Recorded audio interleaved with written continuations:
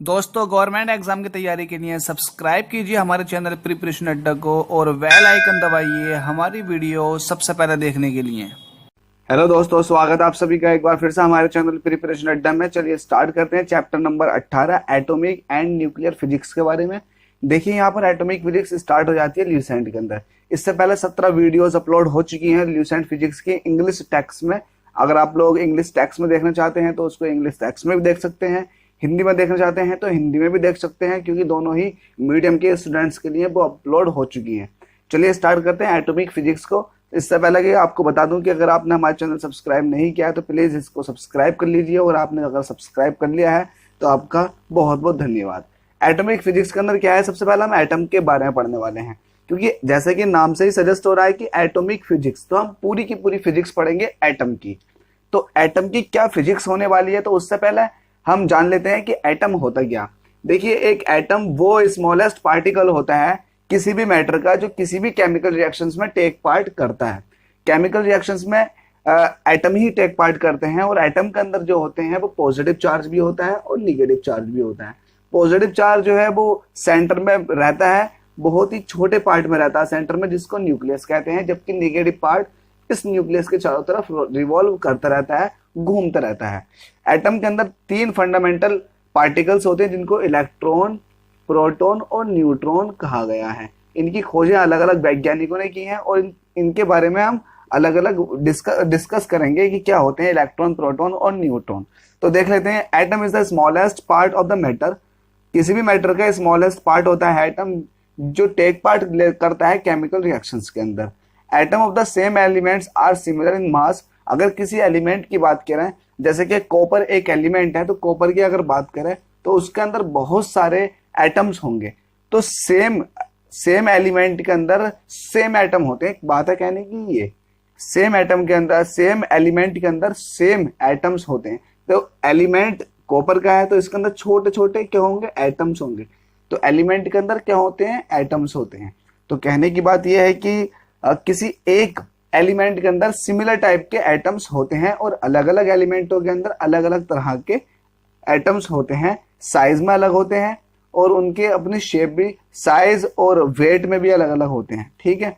और एटम के अंदर 3 फंडामेंटल पार्टिकल्स होते हैं जिनको इलेक्ट्रॉन, प्रोटॉन और न्यूट्रॉन कहते हैं। बहुत इंपॉर्टेंट पॉइंट है कि एटम के अंदर कितने फंडामेंटल पार्टिकल्स पाए जाते हैं, वो पाए जाते हैं 3। आगे देख लेते हैं। All protons and neutrons are present in the centre core of the atom called nucleus. जितने भी प्रोटॉन्स होते हैं और न्यूट्रॉन्स होते हैं वो सारे के सारे न्यूक्लियस के अंदर पाए जाते हैं, एटम के अंदर। और जो इलेक्ट्रॉन्स होते हैं वो रिवॉल्व करते हैं न्यूक्लियस के चारों तरफ, जिन पर निगेटिव चार्ज पाया जाता है, ठीक है।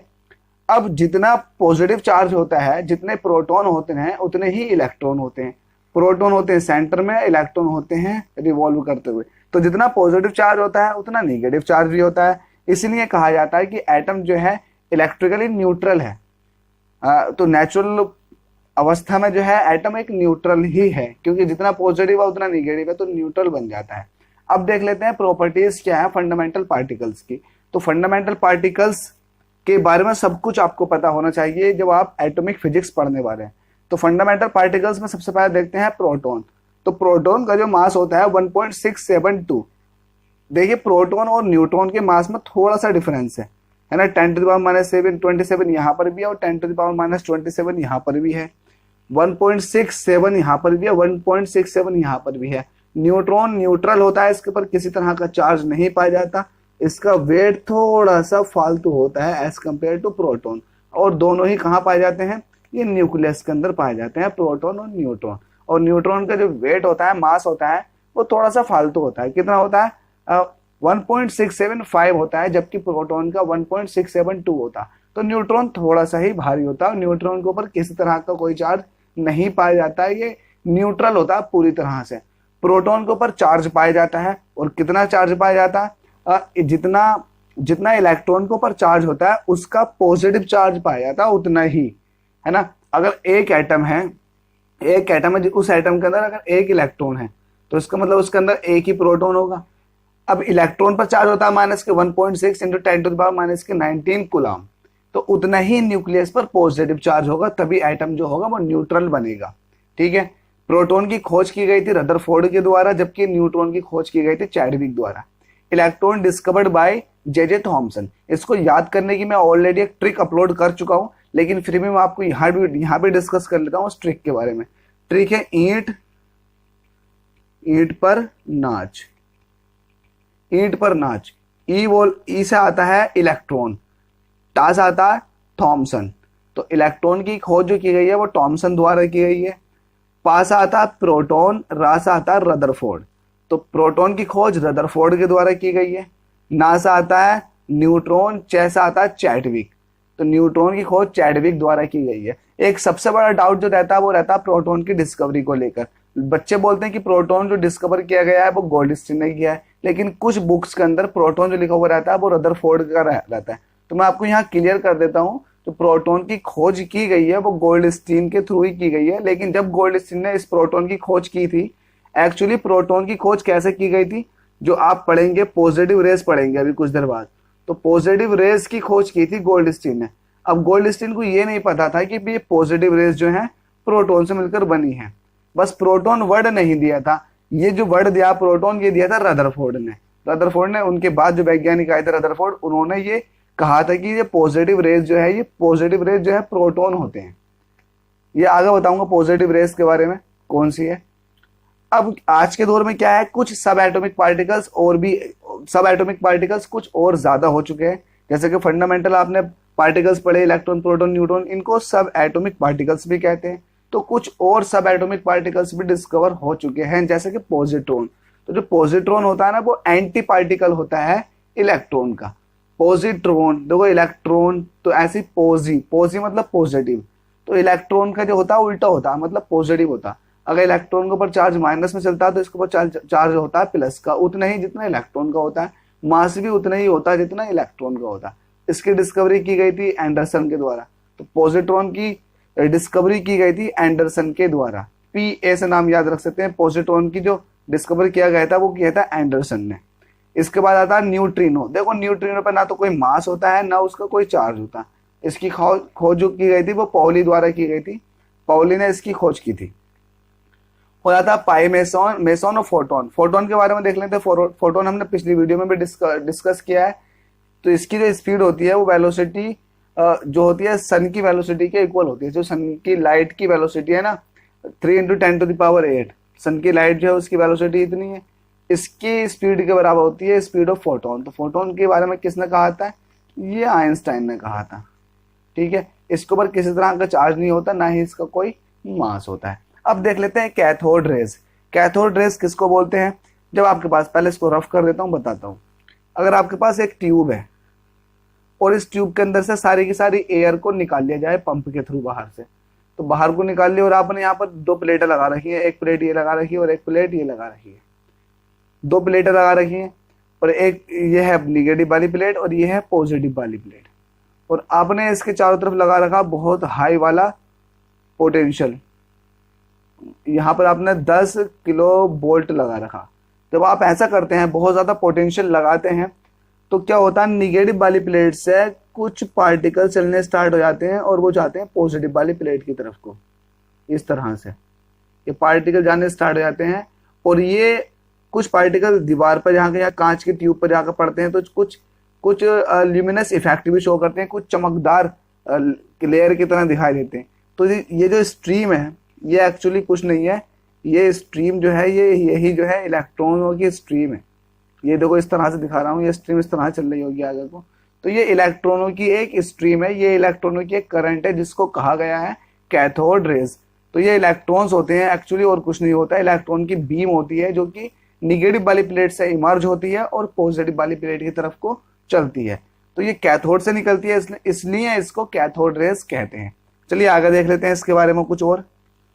तो इसका मतलब क्या हुआ, जो कैथोड रेज है वो हाई एनर्जी इलेक्ट्रॉनों की क्या है, एक बीम है।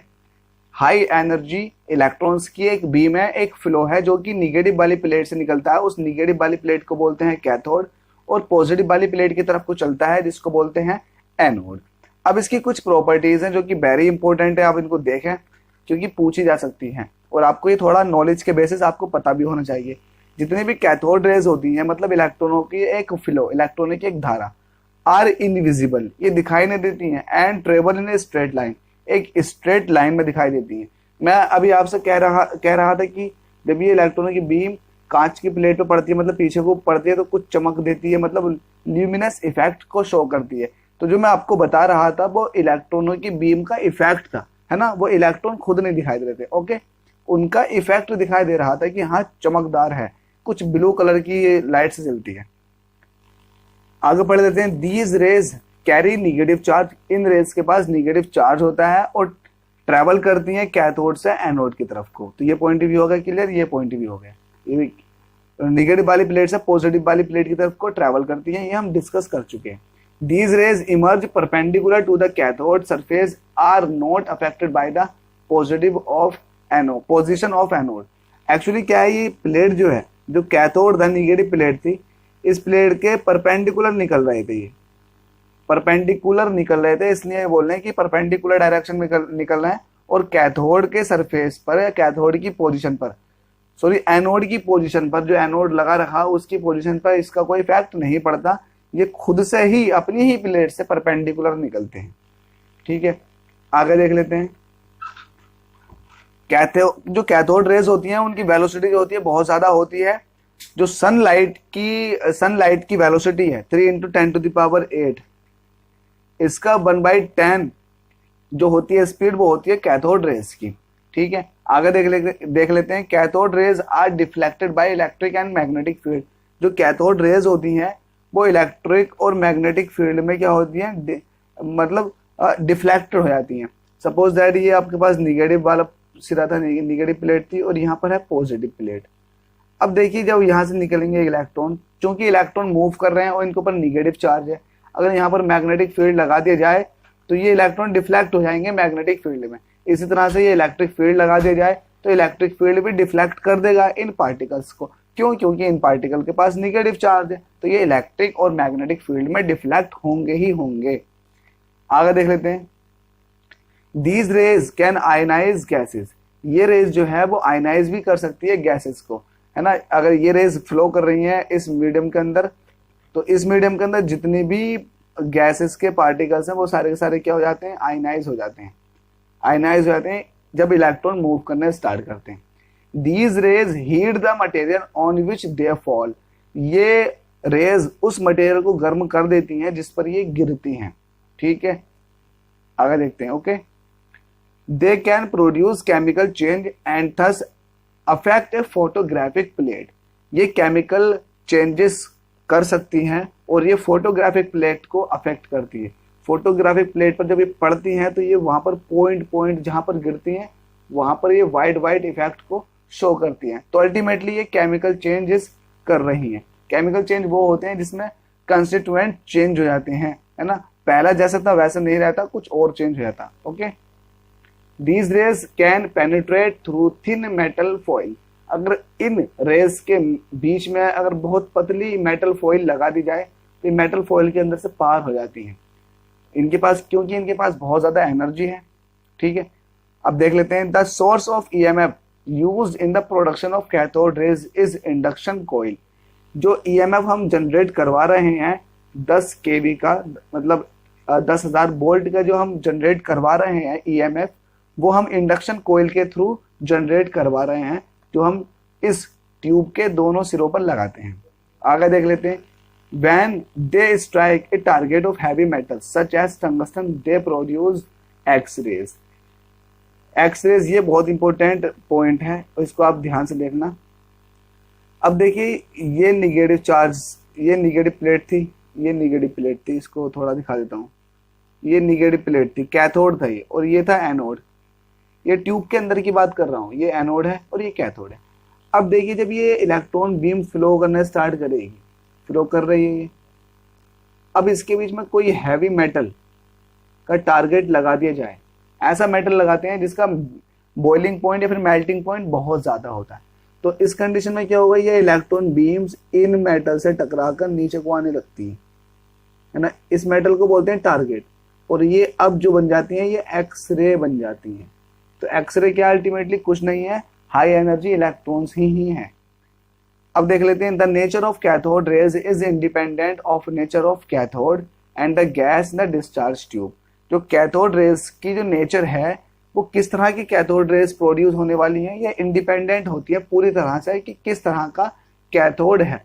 किसी भी तरह का कैथोड हो, हमारे पास जो इलेक्ट्रॉन निकलने वाले हैं वो सेम ही होते हैं। तो इलेक्ट्रॉनों का तो सब कुछ सेम ही होता है। इलेक्ट्रॉनों की बात अगर की जाए तो इलेक्ट्रॉन तो किसी भी मटेरियल के अंदर हो वो सेम ही होते हैं। तो ये इंडिपेंडेंट होता है कि कैथोड किस तरह का है। अल्टीमेटली ये डिपेंड करता है कि हाँ इलेक्ट्रॉन हमें निकलना है, मतलब इलेक्ट्रॉनों को निकलना है या नहीं। तो ये इंडिपेंडेंट होता है पूरी तरह से कि कैथोड किस तरह का है, ठीक है। और जो गैस भरी हुई है डिस्चार्ज ट्यूब के अंदर उस पर भी इंडिपेंडेंट रहती है। तो ये था पूरा का पूरा कैथोड रे के बारे में। अब देख लेते हैं पॉजिटिव और कैनाल रेस के बारे में। तो ये कैनाल रेस पॉजिटिव रेस के बारे में जैसे कि मैंने अभी बताया था कि मैं आपको पूरा एक्सप्लेन करके बताऊंगा। तो पॉजिटिव और कैनाल रेस क्या होती हैं इसके बारे में देख लेते हैं। तो जिस तरह से आपने ट्यूब ली और इस ट्यूब के अंदर आपने ये एक सिरे पर लगाई निगेटिव प्लेट और एक सिरे पर लगाई पॉजिटिव प्लेट। तो ये निगेटिव प्लेट थी और ये थी पॉजिटिव प्लेट, और यहाँ पर था वोल्टेज बहुत ज्यादा, तो निगेटिव ये रहा और पॉजिटिव ये रहा। ये वोल्टेज था 10 किलो वोल्ट। तो इस कंडीशन में क्या था निगेटिव वाले सिरे से एक बीम स्टार्ट हुई थी जो कि पॉजिटिव सिरे की तरफ को चल रही थी। इसको बोल रहे थे हम लोग कैथोड रेस। अब क्या होगा इस कंडीशन में, क्या होगा पॉजिटिव रेस या फिर कैनाल रेस में क्या होगा कि ये पॉजिटिव वाले सिरे से निकलेंगी और निगेटिव वाले सिरे की तरफ को चलेंगी और ल्यूमिनस इफेक्ट भी शो करती हैं और इनके पास मैकेनिकल एनर्जी भी होती है। तो इन रेस को कहा गया है पॉजिटिव रेस और कैनाल रेस, जो कि प्रोटॉन से मिलकर बनी हुई होती है।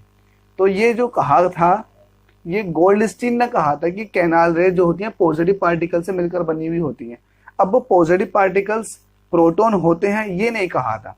तो ये नहीं कहा था, ये कहा था फिर बाद में आने वाले वैज्ञानिक रदरफोर्ड ने।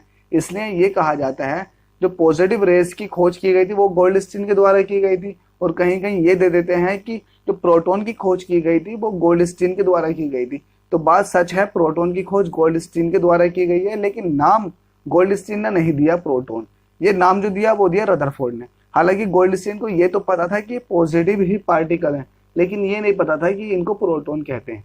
वो प्रोटॉन नाम जो दिया वो बाद में आने वाले वैज्ञानिक रदरफोर्ड ने दिया था। तो if perforated cathode is used in a discharge tube, it is observed that a new type of rays are produced from anode moving towards the cathode। perforated cathode का मतलब ये है कि आप ऐसा कैथोड ले रहे हैं जिसके अंदर बारीक बारीक होल्स हैं, तो परफोरेटेड कैथोड इसको बोलते हैं। चाहे तो आप इसको बीच में बना लें, इसके अंदर बना लीजिए निगेटिव वाली प्लेट के अंदर। तो परफोरेटेड कैथोड आपने निगेटिव वाली प्लेट के अंदर, आपने निगेटिव वाली प्लेट इस तरह से ले रखी है कि उसके अंदर बहुत छोटे छोटे बारीक बारीक क्या है, छेद हुए हैं, होल्स हुए हैं, तो उसको बोलेंगे परफोरेटेड कैथोड। क्योंकि हमें एनोड नहीं लेना, हमको कैथोड ही लेना परफोरेटेड। तो जब आप परफोरेटेड कैथोड ले रहे हो तो आपको एक नई तरह की वेव, एक नई तरह की रेस दिखाई देती है जो कि एनोड से मूव करती है कैथोड की तरफ को, मतलब पॉजिटिव प्लेट से आती है निगेटिव प्लेट की तरफ को, और इसको ही बोलते हैं कैनाल रेस। ये जो आपने परफोरेटेड कैथोड लिया ना, तो ये रेस जो है इन निगेटिव वाली प्लेट के अंदर जो होल हो रखे हैं इनके अंदर से पास होती हुई इस कांच की ट्यूब पर पड़ती है, जिसकी वजह से हमें लाइट फील होती है। तो these rays were discovered by Goldstein. इन रेस को ही गोल्डस्टीन ने डिस्कवर किया था, ठीक है। ये पॉजिटिव चार्ज पार्टिकल्स होते हैं जिनकी वजह से ये रेस बनती है। प्रॉपर्टीज क्या कैनाल रेस की? The positive rays consist of positively charged particles. First of all आपको ये पता होना चाहिए कि पॉजिटिवली चार्ज पार्टिकल से मिलकर बनी हुई होती है। दूसरा क्या है, these rays travel in straight line. ये स्ट्रेट लाइन में ही ट्रेवल करती हैं। और अगला पॉइंट है, these rays can exert pressure and possess kinetic energy. ये प्रेशर भी एक्सर्ट करती हैं और इनके पास अपनी खुद की काइनेटिक एनर्जी होती है, और ये खुद भी डिफ्लेक्ट हो सकती हैं मैग्नेटिक और इलेक्ट्रिक फील्ड में, क्योंकि इनके ऊपर पॉजिटिव चार्ज है, और जिसके ऊपर पॉजिटिव चार्ज होता है और वो मूव करने लगे तो वो इलेक्ट्रिक एंड मैग्नेटिक फील्ड दोनों में ही डिफ्लेक्ट हो जाता है, क्योंकि उसके पास एक तो चार्ज है और ऊपर से मूव कर रहा है। तो कोई भी चार्ज पार्टिकल जब मूव करता है तो उसके थ्रू जो है एक मैग्नेटिक फील्ड जनरेट होता है। तो देखिए वो मैग्नेटिक फील्ड जो एक्सटर्नल मैग्नेटिक फील्ड है उसके साथ कुछ ना कुछ तो इंटरेक्ट करेगा। इसीलिए ही या तो वो एक्सटर्नल मैग्नेटिक फील्ड में जो ये रेज है अट्रैक्ट होती है या रिपल्सन लगाती है। अल्टीमेटली कुल मिलाकर अपने स्ट्रेट पाथ से डिफ्लेक्ट हो जाती है जब कोई एक्सटर्नल मैग्नेटिक फील्ड लगा दिया जाता है इस ट्यूब के चारों तरफ। आपको समझ आ गया पॉइंट। अब अगला पॉइंट है these rays are capable of producing physical and chemical changes. तो ये फिजिकल चेंजेस और केमिकल चेंजेस लाने के लिए प्रोड्यूस कर सकती है ये फिजिकल और केमिकल चेंजेस। अब फिजिकल चेंजेस कैसे हैं? सपोज दैट आप इसके पाथ में कोई आप व्हील लगा दीजिए तो वो व्हील घूमना स्टार्ट कर देगा, तो ये फिजिकल चेंज हो गया। और केमिकल चेंजेस क्या होगा? ये केमिकल चेंजेस ऐसा होगा कि ये फोटो इलेक्ट्रिक प्लेट जो होती है उसको अफेक्ट कर सकता है। ठीक है, अब आगे देख लेते हैं। These rays can produce ionization in gases. ये आयनाइजेशन प्रोड्यूस कर सकती है गैसेस के अंदर जो कि इस ट्यूब के अंदर है। ठीक है, तो ये आपने पढ़ लिया कैनाल रेज के बारे में। इनको पॉजिटिव रेज भी कहते थे जो कि प्रोटॉन से मिलकर बनी हुई होती है। अब पढ़ लेते हैं रेडियो एक्टिविटी। रेडियो एक्टिविटी क्या है? न्यूक्लियर फिजिक्स का या फिर एटॉमिक फिजिक्स का बहुत इंपॉर्टेंट टॉपिक है। रेडियो एक्टिविटी क्या होती है? एक्चुअली इसको बेस रूट लेवल से समझते हैं रेडियो एक्टिविटी क्या होती है। तो रेडियो एक्टिविटी ये खुद की मटेरियल की अपनी प्रॉपर्टी होती है। जो मटेरियल भारी होते हैं, जो एटम्स भारी होते हैं, है ना, जिन मटेरियल के एटम बहुत ज्यादा हैवी होते हैं और अनस्टेबल होते हैं, तो वो अपने अंदर से इलेक्ट्रॉन प्रोटॉन, है ना, इलेक्ट्रॉन्स या फिर यूं कहें अल्फा पार्टिकल्स, बीटा पार्टिकल्स या फिर गामा पार्टिकल्स, है ना, gamma rays, alpha rays, beta rays निकाल करके वो अपने आप को स्टेबल बनाने की कोशिश करते हैं। ये property alpha beta gamma rays निकालकर अपने आप को स्टेबल करने की प्रॉपर्टी ही कहलाती है रेडियो एक्टिविटी। तो रेडियो एक्टिविटी उन मटेरियल्स के अंदर या फिर उन मटेरियल्स के एटम्स के अंदर पाई जाती हैं जो बहुत ज्यादा हैवी होते हैं, जिनके अंदर न्यूट्रॉन अपॉन प्रोटॉन का रेशियो जो होता है वो ग्रेटर देन 1 होता है। इसका मतलब ये है न्यूट्रॉन ज्यादा होते हैं उस एटम के अंदर, प्रोटॉन कम होते हैं। ठीक है, आगे देख लेते हैं। Radio activity was discovered by Henry Becquerel. तो रेडियो एक्टिविटी की जो डिस्कवरी की गई थी वो हेनरी बैकरल द्वारा की गई थी और मैडम क्यूरी द्वारा की गई थी। और मैडम क्यूरी के साथ उनके पति भी लगे थे, पीरे क्यूरी। इनको नोबेल प्राइज भी दिया गया था इस थ्योरी के ऊपर। ठीक है, आगे देख लेते हैं। The nucleus having proton 83। वो न्यूक्लियस जिनके अंदर प्रोटॉन होते हैं 83 या फिर इससे ज्यादा प्रोटॉन होते हैं, तो वो न्यूक्लियस होते हैं अनस्टेबल। जब अनस्टेबल न्यूक्लियस होते हैं तो वो अपने आप को स्टेबल करने के लिए अपने अंदर से अल्फा बीटा और गामा पार्टिकल्स का क्या करते हैं? इमिशन स्टार्ट कर देते हैं और अपने आप को स्टेबल बनाते हैं। these elements of such nucleus are called radioactive elements and the phenomena of emission alpha particles, beta particles and gamma particles is called radioactivity। ये मैं अच्छे से आपको बता चुका हूँ। Gamma rays are emitted after the emission of alpha and beta rays. Gamma rays तभी निकलती हैं जब अल्फा या फिर बीटा रेज का इमिशन होता है, उसके बाद ही गामा रेज निकलती हैं जो कि न्यूक्लियस के अंदर से निकलती हैं। आगे देख लेते हैं। अब देखिए, रेडियो एक्टिविटी की रिसर्च होने के बाद जो कि हेनरी बैकरल ने की थी, तो अब एक नए एलिमेंट की खोज की गई थी जिसको पीरे क्यूरी एंड मैडम क्यूरी ने डिस्कवर्ड किया था। और इस एलिमेंट का नाम था रेडियम, जो कि पिच ब्लेंड नामक पदार्थ से बनाया जाता है। तो रेडियम की खोज की गई थी और रेडियम की खोज किसने की थी? रॉबर्ट पियरे, मतलब पीरे क्यूरी और मैडम क्यूरी ने। इस पर भी इन्हें नोबेल प्राइज दिया गया था। The rays emitted by radioactive was first recognized by Rutherford।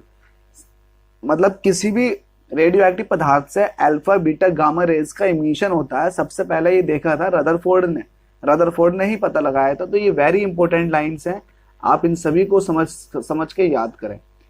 The end product of all the natural radioactive elements after emission of the radioactive rays is lead। Very important question इस तरह से पूछेगा कि ये बताइए किसी भी रेडियोएक्टिव पदार्थ का, ये रेडियोएक्टिव सब्सटेंस का जब डीके होने स्टार्ट हो जाएगा alpha beta gamma rays emit करके, तो बताइए जो फाइनल प्रोडक्ट बनने वाला है जो कि स्टेबल है वो कौन सा है? तो वो है लेड, जिसका एटॉमिक नंबर होता है 82। और अभी हम पढ़ चुके हैं 82 से आगे वाले 83, 84, इनके जो न्यूक्लियस होते हैं वो अनस्टेबल होते हैं क्योंकि न्यूट्रॉन अपॉन प्रोटॉन की वैल्यू जो होती है ग्रेटर देन 1 होती है। और अगर बात की जाए 82 में, तो न्यूट्रॉन अपॉन प्रोटॉन की वैल्यू जो होती है 1 होती है। मतलब जितने न्यूट्रॉन होते हैं उतने ही प्रोटॉन होते हैं। तो अनस्टेबिलिटी को खत्म करने के लिए ही न्यूक्लियस जो है अपने अंदर से अल्फा बीटा गामा रेज का इमिशन करता है। ठीक है, अब आगे देख लेते हैं कुछ स्टेबल न्यूक्लियस के बारे में डिफरेंस देख लेते हैं। क्या होते हैं स्टेबल न्यूक्लियस और क्या होते हैं अनस्टेबल न्यूक्लियस। हालांकि ज्यादा इंपॉर्टेंट नहीं है, लेकिन फिर भी नॉलेज बेसिस पर आपको पता होना चाहिए। तो स्टेबल न्यूक्लियस वो होते हैं जिनके एटॉमिक नंबर लो होते हैं, और अनस्टेबल न्यूक्लियस वो होते हैं जिनके एटॉमिक नंबर बहुत ज्यादा होते हैं, मतलब हाई एटॉमिक नंबर वाले जो होते हैं वो अनस्टेबल न्यूक्लियस होते हैं। तो स्टेबल न्यूक्लियस आपको पता चल गया और अनस्टेबल न्यूक्लियस आपको पता चल गया। मैंने अभी आपको कुछ देर पहले बताया था कि वही एटम्स या फिर वही न्यूक्लियस रेडियो एक्टिविटी को शो करते हैं जिनके न्यूक्लियस का या फिर यूं कहे एटम का साइज बहुत बड़ा होता है, जिसके अंदर number of neutron upon number of proton का जो रेशियो होता है वो 1 से ज्यादा होता है। तो इनका अब जब जाहिर सी बात है एटॉमिक नंबर कम है तो इसका जो मास होगा वो मास नंबर भी कम होगा। तो लो मास नंबर होते हैं स्टेबल वालों के, और इनका जो न्यूक्लियस होता है वो बहुत स्मॉल साइज का होता है। और एन अपॉन पी की वैल्यू जो होती है, एन क्या नंबर ऑफ न्यूट्रॉन, पी क्या नंबर ऑफ प्रोटॉन। तो न्यूट्रॉन बराबर होते हैं प्रोटॉन के, जितने न्यूट्रॉन होते हैं उतने प्रोटॉन होते हैं, वो न्यूक्लियस कहलाते हैं स्टेबल न्यूक्लियस। जिसके अंदर न्यूट्रॉन ज्यादा होंगे प्रोटोनों से, है ना, न्यूक्लियस के अंदर न्यूट्रॉन ज्यादा होंगे प्रोटोनों से, तो वो कहलाएंगे अनस्टेबल। और ऐसे जो होते हैं बहुत हैवी मास वाले होते हैं जिनका मास ज्यादा होता है और एटम का साइज भी बड़ा होता है, अनस्टेबल न्यूक्लियस की अगर बात की जाए तो। अब देखते हैं कुछ प्रॉपर्टीज देख लेते हैं alpha, beta and gamma particles से रिलेटेड, क्योंकि अल्फा पार्टिकल, बीटा पार्टिकल और गामा पार्टिकल ये किसी एटम के न्यूक्लियस से निकल रहे हैं ताकि एटम को स्टेबल बनाया जा सके। तो अनस्टेबिलिटी है एटम के अंदर तब निकलना है, अगर स्टेबल एटम पहले से ही होगा तो नहीं निकलते। तो स्टेबिलिटी को गेन करने के लिए अल्फा बीटा गामा पार्टिकल्स निकलते हैं। तो देख लेते हैं इनकी कुछ प्रॉपर्टीज है। सबसे पहले आपको बता दूं कि सबसे ज्यादा जो हैवी है इन सब में वो है अल्फा पार्टिकल्स, उससे कम हैवी है बीटा पार्टिकल्स, और सबसे हल्का है गामा। तो गामा सबसे हल्का है तो इसकी सबसे ज्यादा वेलोसिटी होती है, उससे कम वेलोसिटी होती है बीटा की, और सबसे कम वेलोसिटी होती है अल्फा की। तो देख लेते हैं अल्फा पार्टिकल्स किसको बोलते हैं। अल्फा पार्टिकल्स हीलियम के न्यूक्लियस को बोलते हैं। हीलियम क्या है, 2He4, ये हीलियम है। तो हीलियम के अंदर से इलेक्ट्रॉनों को खत्म कर दिया जाए तो ये क्या हो जाएगा, हीलियम हो जाएगा। इसके अंदर से जब दोनों इलेक्ट्रॉनों को निकाल दिया जाएगा तो सिर्फ इसके न्यूक्लियस के अंदर प्रोटॉन बचेंगे, दो प्रोटॉन बचेंगे इसके न्यूक्लियस के अंदर, और 2 प्रोटॉन बचेंगे और 2 ही न्यूट्रॉन बचेंगे। तो ये हो जाएगा न्यूक्लियस, किसका न्यूक्लियस हो जाएगा, हीलियम का। ये न्यूक्लियस जो है ना, इसी को कहते हैं अल्फा पार्टिकल। अल्फा पार्टिकल कुछ नहीं है, ये हीलियम के न्यूक्लियस को ही अल्फा पार्टिकल कहते हैं। तो इसका ओरिजिन कहाँ से होता है अल्फा पार्टिकल का, अल्फा पार्टिकल का ओरिजिन होता है न्यूक्लियस से। वहीं बीटा पार्टिकल भी न्यूक्लियस से निकलता है और गामा पार्टिकल्स भी न्यूक्लियस से निकलता है। तो जितने भी रेडियो एक्टिव पार्टिकल्स होते हैं अल्फा बीटा गामा, ये सारे के सारे न्यूक्लियस के अंदर से इमिट होते हैं, न्यूक्लियस के अंदर से इनका इमिशन होता है। अब देख लेते हैं इनका नेचर किस तरह का। तो जो अल्फा पार्टिकल्स होते हैं, जैसे कि मैंने अभी आपको बताया, ये हीलियम का जो होता है वो न्यूक्लियस होता है। तो जाहिर सी बात है जब हीलियम का न्यूक्लियस कब बनेगा, जब हीलियम के अंदर से दोनों इलेक्ट्रॉनों को निकाला जाएगा। इसका मतलब 2 इलेक्ट्रॉन निकाला जाएगा, तो जब निकलेंगे इलेक्ट्रॉन तो पॉजिटिव चार्ज आ जाएगा न्यूक्लियस पर। तो अल्टीमेटली न्यूक्लियस पर पॉजिटिव चार्ज क्यों आ रहा है, क्योंकि प्रोटॉन बचे, और प्रोटोन पर जो होता है पॉजिटिव चार्ज होता है। इसलिए जो अल्फा पार्टिकल्स होते हैं पॉजिटिवली चार्ज होते हैं, और 2 इलेक्ट्रॉनों के बराबर दो पॉजिटिव इलेक्ट्रॉन के बराबर, मतलब जितने इलेक्ट्रॉन है उनका दोगुना जो होता है वो चार्ज होता है अल्फा पार्टिकल्स पर। और इनका मास की बात की जाए तो मास ये है 6.4 इंटू 10⁻31 किलोग्राम। ठीक है, इसका कंपोजिशन ये है। और केमिकल इफेक्ट देख लेते हैं इसका। इफेक्ट फोटोग्राफिक प्लेट, जो अल्फा पार्टिकल्स होते हैं वो फोटोग्राफिक प्लेट को इफेक्ट करते हैं, और ये मैग्नेटिक फील्ड में डिफ्लेक्ट हो जाते हैं, और इनकी पेनिट्रेशन पावर सबसे कम होती है। पेनिट्रेशन पावर सबसे कम क्यों होगी, क्योंकि पेनिट्रेशन पावर उसकी ज्यादा होगी जिसकी वेलोसिटी सबसे ज्यादा है। अब जाहिर सी बात है इनका मास ज्यादा होने की वजह से तो वेलोसिटी बहुत कम हो गई। जब वेलोसिटी कम हो गई तो इनकी पेनिट्रेटिंग पावर भी कम हो गई। लेकिन जब इनकी वेलोसिटी कम है तो क्या होगा, ये एटम्स को, जो गैस के एटम है उनको चीरते हुए निकलेंगे अल्फा पार्टिकल्स। चीरते हुए मतलब क्या, जब बहुत आराम से निकलेंगे, जब बहुत आराम से निकलते हुए जाते हैं ना ये, तो ये गैस के पार्टिकल्स को आयनाइज करते हुए निकलते हैं, क्योंकि इनकी स्पीड तो कम है, पेनिट्रेशन पावर क्या है, मिनिमम है। तो ये क्या करते हैं, गैस के पार्टिकल्स को आयनाइज कर देते हैं, तो इनकी आयनाइजेशन पावर सबसे ज्यादा होती है। वेलोसिटी में आपको बता चुका हूं बहुत कम होती है। अब देख लेते हैं बीटा पार्टिकल्स के बारे में। तो ये भी न्यूक्लियस से निकलते हैं, और बीटा पार्टिकल जो होते हैं वो कुछ कोई नहीं होता, अल्टीमेटली इलेक्ट्रॉन्स ही होते हैं और निगेटिवली चार्ज पार्टिकल होते हैं। ठीक है, और मैं आपको इसके बारे में बता दूं, इसका मास भी इलेक्ट्रॉन के मास के बराबर होता है और ये फोटोग्राफिक प्लेट को अफेक्ट करते हैं और मैग्नेटिक और इलेक्ट्रिक फील्ड में डिफ्लेक्ट भी होते हैं, जिस तरह से अल्फा पार्टिकल्स हो रहे थे। इनकी जो प्रॉपर्टीज रहती हैं वो अल्फा और गामा पार्टिकल्स के बीच की रहती हैं। ठीक है, अब आते हैं गामा पार्टिकल्स। तो ये न्यूक्लियस से निकलते हैं और इन पर किसी तरह का कोई चार्ज नहीं होता। अल्टीमेटली ये रोशनी होती है, फोटोन होते हैं और इनका ना तो मास होता है और ना ही इनके पर चार्ज पाया जाता है और ये अफेक्ट करते हैं फोटोग्राफिक प्लेट को, लेकिन ये मैग्नेटिक फील्ड में जो है डिफ्लेक्ट नहीं होते हैं। इनकी वेलोसिटी मैक्सिमम होती है ना, इनकी पेनिट्रेशन पावर भी मैक्सिमम होती है और इनकी आयनाइजेशन पावर। अब देखिए इनकी वेलोसिटी ज्यादा है तो ये क्या आयनाइज कर पाएंगे अच्छे से? तो जवाब है ये आयनाइज नहीं कर पाएंगे अच्छे से, तो इसलिए इनकी जो है आयनाइजेशन पावर उतनी अच्छी नहीं है जितनी अल्फा पार्टिकल्स की है। ठीक है, अब इनके बारे में कुछ और पढ़ लेते हैं। वन लाइनर पॉइंट्स हैं, इंपॉर्टेंट पॉइंट्स है, थोड़ा देख लेते हैं क्योंकि कभी कभी पूछ लिए जाते हैं। With the emission and alpha particles atomic number is decreased bye 2। देखिए जब कोई अल्फा पार्टिकल निकलता है तो एटॉमिक नंबर जो है, जिस एटम में से निकल गया, एटॉमिक नंबर जो उसका है वो 2 से कम हो जाता है और उसका मास नंबर हो जाता है 4 से कम। ठीक है, क्यों? अब देखिए क्यों हो जाता, क्योंकि हम पढ़ चुके हैं कि अल्फा पार्टिकल जो होते हैं उनका जो मास नंबर होता है वो 4 होता है ना, और जो उनके अंदर जो प्रोटॉन होते हैं वो होते हैं 2 न्यूट्रॉन होते हैं। तो जब अल्फा पार्टिकल्स निकलता है तो एटॉमिक नंबर में कमी होती है 2 से उस पदार्थ के जिसके अंदर से निकला है, और उसके मास नंबर में कमी होती है 4 से।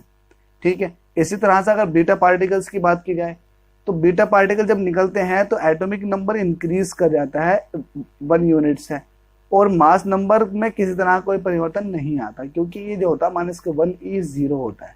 ठीक है, -1 E0 होता है, मतलब अल्टीमेटली इलेक्ट्रॉन होता है। आगे देख लेते हैं। The effect on the mass number and atomic number with the emission of the alpha, beta and gamma rays is decided by group displacement law और सोडी-फजान लॉ।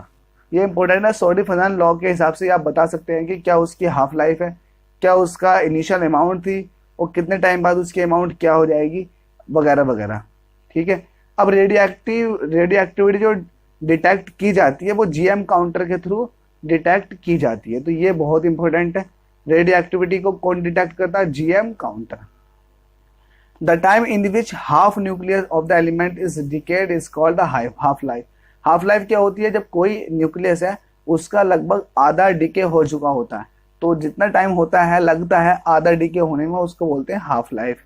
ठीक है, अब आता है क्लाउड चैम्बर। क्लाउड चैम्बर किसको बोलते हैं? इंपॉर्टेंट टर्म तो नहीं है लेकिन फिर भी देख लेते हैं।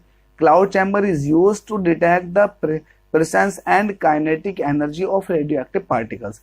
ये रेडियोएक्टिव पार्टिकल्स के प्रेजेंस को बताता है कि यहाँ पर रेडियोएक्टिव पार्टिकल्स हैं या नहीं। इसकी जो डिस्कवर किया गया था, इसे विल्सन ने डिस्कवर किया था। तो विल्सन ने किसको डिस्कवर किया? जीएम का, सॉरी, क्लाउड चैम्बर को। क्लाउड चैम्बर की डिस्कवरी किसने की थी? विल्सन ने। आगे देख लेते हैं। जो कार्बन डेटिंग होती है उसमें कार्बन 14 का यूज करते हैं, जो कि फॉसिल्स फ्यूल्स वगैरह की जो बहुत बहुत पुराने फॉसिल्स होते हैं उनकी एज कैलकुलेट करने में इसका यूज किया जाता है, जो कि कार्बन का एक एलोट्रोप है। कार्बन के 2 एलोट्रोप होते हैं, 6C12 एंड 6C14। ठीक है, आगे देख लेते हैं। अब देखिए पढ़ लेते हैं कुछ एटम के जो न्यूक्लियस होते हैं उनकी रिएक्शंस भी होती हैं। क्या रिएक्शंस होती हैं? जब एटम के न्यूक्लियस का टूटते हैं तो वो रिएक्शंस। एक दूसरी रिएक्शंस होती हैं जब एटम के न्यूक्लियस आपस में जुड़ते हैं। तो जब एटम का न्यूक्लियस, एक बड़ा न्यूक्लियस छोटे न्यूक्लियस में टूटता है तो उसको बोलते हैं न्यूक्लियर फिशन। Nuclear fission. लेकिन जब 2 छोटे छोटे न्यूक्लियस जुड़कर एक बड़ा न्यूक्लियस बनाते हैं तो उसको बोलते हैं न्यूक्लियर फ्यूजन। तो इनके बारे में देख लेते हैं। न्यूक्लियर फिशन देख लेते हैं। पहले क्या होता है? In the nuclear reaction in which heavy nucleus splits into 2 nuclei of nearly equal masses in nuclear fission। तो आप समझ गए होंगे, जो मैंने आपको बताया पूरा का पूरा वही है। The energy release in the nuclear fission is called the nuclear energy.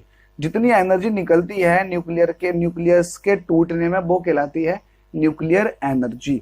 ठीक है, अब आगे देख लेते हैं। Nuclear fission was first demonstrate by Strassmann और ऑटोहॉर्न। ये बहुत इंपॉर्टेंट है। स्ट्रासमैन और ऑटोहॉर्न ने इसको सबसे पहले किया था। जो न्यूक्लियर फिशन था सबसे पहले ऑटोहॉन और स्ट्रासमैन ने किया था। इसका मतलब एक्सपेरिमेंटल डेटा जो कलेक्ट किया था, एक्सपेरिमेंट जो किया था वो ऑटोहॉन एंड स्ट्रासमैन ने किया था, जो कि वेरी इंपॉर्टेंट पॉइंट्स है। देखो भाई, इसका ये पॉइंट इंपॉर्टेंट है, आपको याद रखना। आपसे पूछेगा डायरेक्ट कि न्यूक्लियर फिशन जो फर्स्ट डिमॉन्स्ट्रेट किया था वो किसने किया था, तो वहां ऑप्शन दे रखे होंगे ऑटोहॉन, ओ फॉर ऑटो, ऑटोहॉन एंड स्ट्रासमैन ने इसका डिमॉन्स्ट्रेशन किया था। किसका? न्यूक्लियर फिशन का।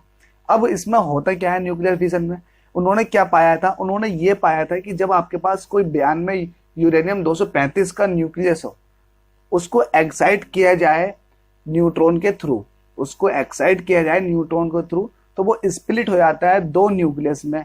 किस किस के न्यूक्लियस में? एक बेरियम के और एक क्रिप्टन के। तो बेरियम और क्रिप्टन के न्यूक्लियस में वो ब्रेक हो जाता है। कौन ब्रेक होता है? जो यूरेनियम का न्यूक्लियस था, बड़ा न्यूक्लियस।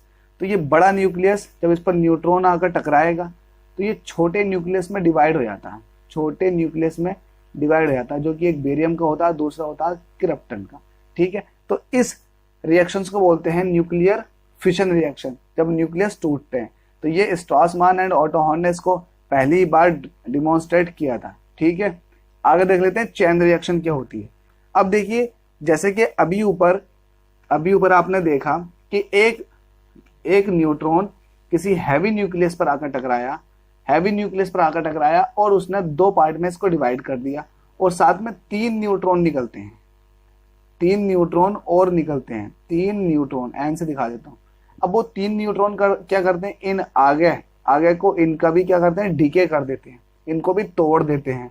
और आगे इसी तरह से वो अगले न्यूट्रॉन जो है वो आने वाले एटम्स के जो न्यूक्लियस होने वाले हैं उनको तोड़ते रहते हैं।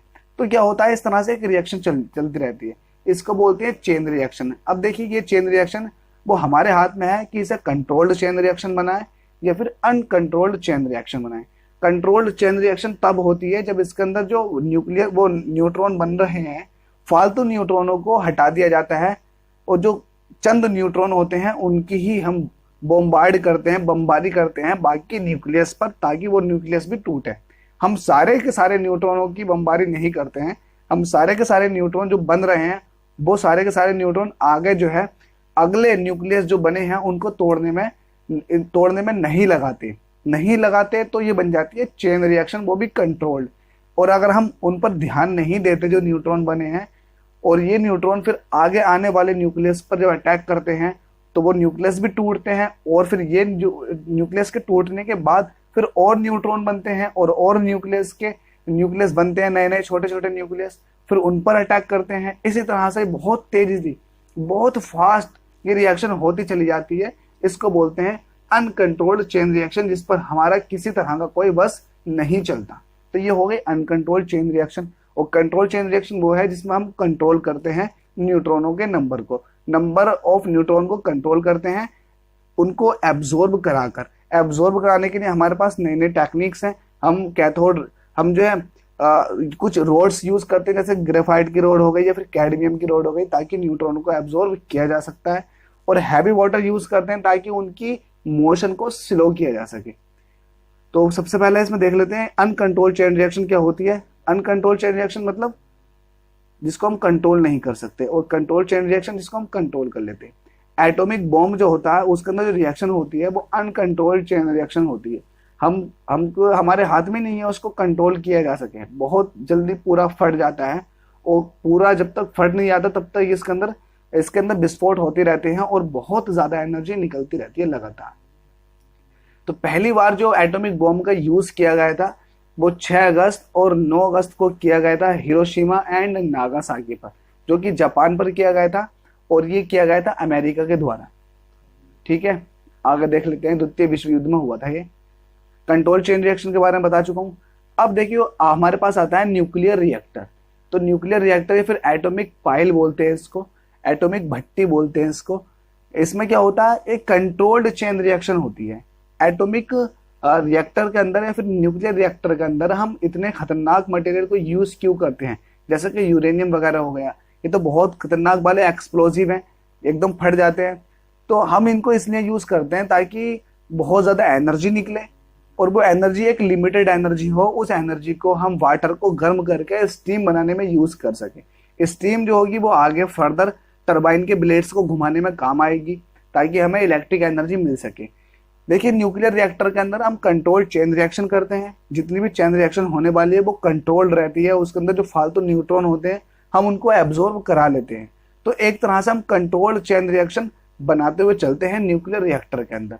अगर कंट्रोल्ड चेन रिएक्शन नहीं बनाएंगे न्यूक्लियर रिएक्टर के अंदर तो पूरा का पूरा न्यूक्लियर रिएक्टर कुछ ही सेकंडों में तबाह और बर्बाद हो जाएगा, फट जाएगा। इसलिए हमें कंट्रोल चेन रिएक्शन बनानी पड़ती है, ठीक है। और इसके अंदर जो हम यूज करते हैं फिशनेबल फ्यूल जो यूज करते हैं वो यूरेनियम 239 और यूरेनियम 235 का यूज करते हैं, ठीक है। The first nuclear reactor was established in Chicago. पहला न्यूक्लियर रिएक्टर जो दुनिया में लगाया गया था वो शिकागो यूनिवर्सिटी में लगाया गया था under the supervision of professor Fermi. Fermi के जो प्रोफेसर फर्मी थे उनके ही अंडर में, उनके ही अध्यक्षता में ये लगवाया गया था शिकागो यूनिवर्सिटी में पहला न्यूक्लियर रिएक्टर। फर्मी आप जानते ही हैं, इन्होंने बहुत ज्यादा एटम्स पर रिसर्च की थी और अपनी एक डायमेंशन भी दी थी 10⁻⁻15 जिसको एक फर्मी बोलते हैं, एक फर्मी भी बोलते हैं इसको, ठीक है। 10⁻⁻15 मीटर को एक फर्मी बोलते हैं। अब देखिए आपने न्यूक्लियर रिएक्टर के अंदर फिशनेबल फ्यूल पढ़ लिए, कौन से होते हैं? Uranium 235, uranium 239। अब आता है सब मॉड्यूलेटर। मॉड्यूलेटर के लिए हैवी वाटर को यूज करते हैं। मॉड्यूलेटर का काम ये होता है कि जो वेलोसिटी है न्यूट्रॉन की उनको स्लो कर सके। ग्रेफाइट की रोड भी यूज करते हैं मॉड्यूलेटर के तौर पर। कंट्रोल्ड रोड कौन सी होती है? कंट्रोल रोड होती है कैडमियम की, और ये बोरॉन की रोड भी होती है। जब बहुत ज्यादा न्यूट्रॉन बन जाते हैं तो कंट्रोल रोड खुद ब खुद नीचे को गिर जाती है न्यूक्लियर रिएक्टर में और सारे के सारे न्यूट्रॉनों को एब्जॉर्ब कर लेती हैं, ठीक है, ताकि हमारी जो चेन रिएक्शन है वो कंट्रोल चेन रिएक्शन बन सके। कूलेंट क्या होता है? इस कूलेंट के लिए हम जो है पानी को यूज करते हैं या कभी कभी हम कार्बन डाइऑक्साइड को भी यूज करते हैं कूलेंट के तौर पे। आगे देख लेते हैं। इसके अंदर एक अगला टॉपिक आता है uses of nuclear reactor. Nuclear reactor के फायदे क्या है? तो न्यूक्लियर रिएक्टर का सबसे बड़ा फायदा होता है इलेक्ट्रिकल एनर्जी जनरेट करने में। देखिए हम वहां पर इलेक्ट्रिकल एनर्जी जनरेट करते हैं जहां पर वाटर जो है बहुत ज्यादा अमाउंट में ना हो। जब बहुत ज्यादा अमाउंट में वाटर नहीं होता है, कुछ चंद अमाउंट में वाटर होता है, तो वहां पर हम इसका यूज करते हैं न्यूक्लियर रिएक्टर का, ताकि हमारी इलेक्ट्रिकल एनर्जी जनरेट की जा सके, पूरे एरिया में, पूरे शहर में बिजली को पहुंचाया जा सके, ठीक है। अब आगे देख लेते हैं कुछ रिएक्टर के बारे में। यहाँ सिर्फ एक रिएक्टर के बारे में बात की गई है, फास्ट ब्रीडर रिएक्टर। और भी बहुत सारे रिएक्टर होते हैं, ये इतना इंपॉर्टेंट नहीं है। अब आता है न्यूक्लियर फ्यूजन। तो न्यूक्लियर फ्यूजन क्या होता है? जब दो छोटे न्यूक्लियस ऐड होकर एक बड़ा न्यूक्लियस बनाते हैं तो इस रिएक्शन को बोलते हैं न्यूक्लियर फ्यूजन। और ऐसा न्यूक्लियर फ्यूजन जो रिएक्शन है वो जो है न्यूक्लियर फ्यूजन रिएक्शन सन के अंदर होती है, जब दो हाइड्रोजन के न्यूक्लियस जुड़कर एक हीलियम का न्यूक्लियस बनाते हैं। जैसे कि यहाँ पर ड्यूटेरियम है और यहाँ पर ट्राइटियम है, जो कि हाइड्रोजन के एलोट्रोप हैं, जुड़कर हीलियम का एक न्यूक्लियस बना रहे हैं और एक न्यूट्रॉन निकाल रहे हैं, जिसके थ्रू 17.6 मेगा इलेक्ट्रॉन वोल्ट जो है एनर्जी निकल रही है। मेगा इलेक्ट्रॉन वोल्ट एनर्जी, बहुत ज्यादा एनर्जी निकल रही है। मतलब दो हाइड्रोजन के एटम, जो दो हाइड्रोजन के न्यूक्लियस है, उनके जुड़ने से एक हीलियम का न्यूक्लियस बना और 17.6 मेगा इलेक्ट्रॉन वोल्ट एनर्जी निकली है।